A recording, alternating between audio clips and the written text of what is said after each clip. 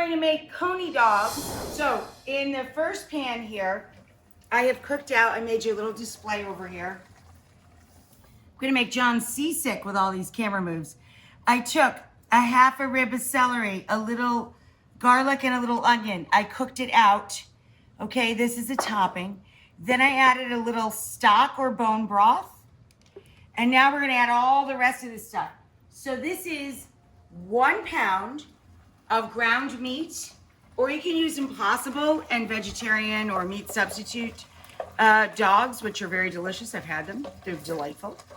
But this is ground beef, and we really mince that up and let it cook down a bit all together.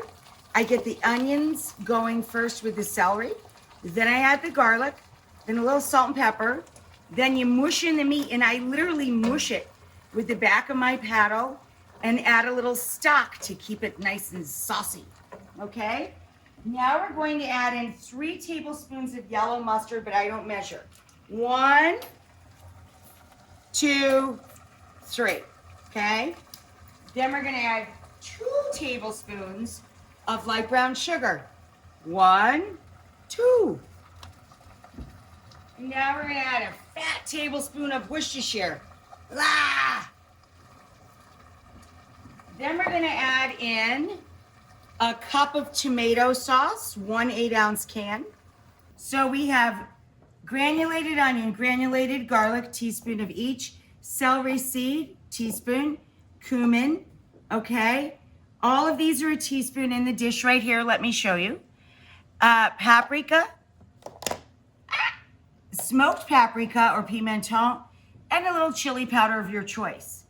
So all of this stuff with a little black pepper, I put into this one dish. See that? And you can make extra of this if you love Coney dogs and just keep it in your pantry for 6 months to even maybe a year if you keep it nice and cool. But we just mix this all together, just like that, dump it right in. Boop. Okay, so now our Coney sauce is done. We're gonna let this just simmer gently.